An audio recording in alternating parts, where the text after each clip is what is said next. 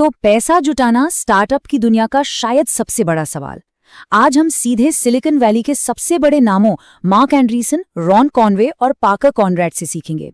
हम ये समझने की कोशिश करेंगे कि आखिर वो क्या एक चीज है जो किसी इन्वेस्टर को मजबूर कर देती है कि वो अपना चेकबुक निकाले और साइन कर दे। ये वो सवाल है जो हर फाउंडर के दिमाग में घूमता रहता है, और इसका जवाब हमें कहीं और से नहीं बल्कि उन्हीं लोगों से मिलेगा जो असल में वो चेक लिखते हैं। चलिए, बिना कोई टाइम वेस्ट किए सीधे एक इन्वेस्टर के दिमाग में चलते हैं। सोचिए, जब वो किसी फाउंडर से पहली बार मिलते हैं तो उस पहले 1 मिनट में उनके दिमाग में क्या चल रहा होता है। देखिए, रॉन कॉनवे जैसे बड़े इन्वेस्टर मीटिंग शुरू होते ही कुछ खास चीजें ढूंढते हैं। क्या ये इंसान एक लीडर है?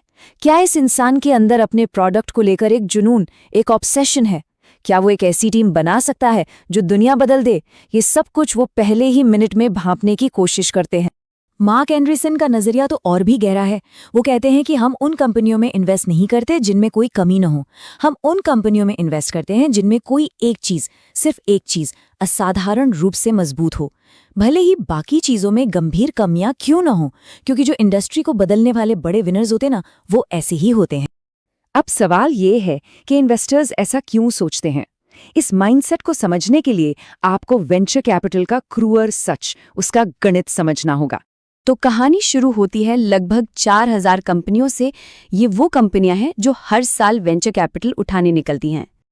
अब उन 4000 में से सिर्फ और सिर्फ 200 कंपनियों को ही किसी टॉप की फर्म से फंडिंग मिल पाती है। और अब सबसे चौंकाने वाली बात, उन 200 में से भी सिर्फ 15 कंपनियां, जी हां सिर्फ 15, उस साल की पूरी इंडस्ट्री का लगभग सारा का सारा प्रॉफिट कमा कर देती हैं। तो पॉइंट बहुत क्लियर है, इन्वेस्टर्स अच्छी कंपनी नहीं ढूंढ रहे हैं, वो उन 15 असाधारण, सबसे अलग दिखने वाली कंपनियों में से किसी एक को ढूंढ रहे हैं। ये बिजनेस ही एक्सेप्शंस का है। तो जब हालात इतने मुश्किल हैं तो एक फाउंडर क्या करे? कैसे इन सबसे आगे निकले? ज़ेनेफिट्स के फाउंडर पार्कर कॉनरैड की कहानी में इसका जवाब छुपा है। सोचिए, 60 अलग अलग फर्म से रिजेक्ट होने के बाद एक वीसी ने उनसे कहा कि अगर तुम लोग ट्विटर वाले होते ना तो तुम्हारी पिच कैसी भी होती हम इन्वेस्ट कर देते, पर तुम वो नहीं हो। लेकिन पार्कर ने इस बात से जो सीखा वो कमाल का था। उन्होंने सोचा कि असली लक्ष्य अपनी पिच को बेहतर बनाना नहीं है, असली लक्ष्य तो ट्विटर वाले लोग बनना है। मतलब एक ऐसा बिजनेस बनाना जो इतना दमदार हो कि कोई उसे मना ही ना कर पाए। और ये बात हमें मशहूर कॉमेडियन स्टीव मार्टिन की सलाह की याद दिलाती है, इतने अच्छे बनो कि कोई तुम्हें नज़रअंदाज ही ना कर सके। फोकस पिच पर नहीं बल्कि बिजनेस को असाधारण बनाने पर होना चाहिए। मार्क एंड्रीसन तो इससे भी एक कदम आगे की बात कहते हैं। वो कहते हैं कि एक फाउंडर के लिए पैसा जुटाना सबसे आसान काम है। असली मुश्किल तो सही लोगों को हायर करना, प्रोडक्ट बेचना और कंपनी बनाना है। अगर आपको पैसा जुटाना ही मुश्किल लग रहा है तो समझ लीजिए कि असली चुनौतियां तो अभी आनी बाकी हैं। ठीक है, मान लेते हैं कि बिजनेस बेहतरीन है, तो फिर पैसा जुटाने की सही स्ट्रैटेजी क्या होनी चाहिए? इसके लिए एंड्रीसन एक बहुत ही पावरफुल मेंटल मॉडल देते हैं। अपने स्टार्टअप को एक प्याज की तरह देखिए।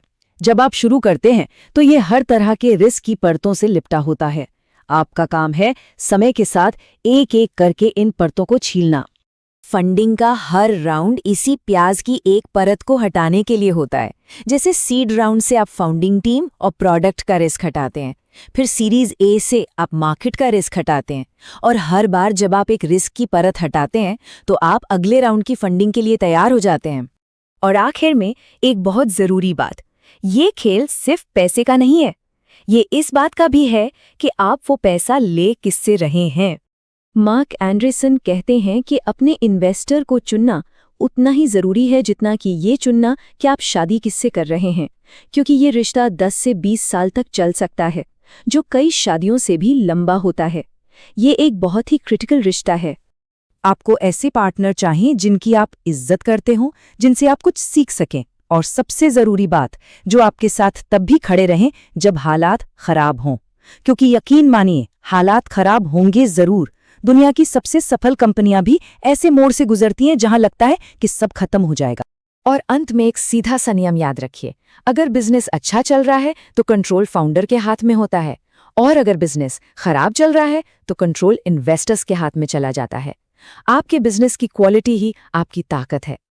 और यही हमें हमारे आखिरी और सबसे ज़रूरी सवाल पर लाता है, जो हर फाउंडर को खुद से पूछना चाहिए। क्या आपका बिजनेस सच में इतना दमदार है जिसे कोई नज़रअंदाज नहीं कर सकता? या ये सिर्फ एक खूबसूरत पिच डेक है? क्योंकि सारा फर्क इसी एक सवाल के जवाब में छिपा है। इस विश्लेषण में बस इतना ही।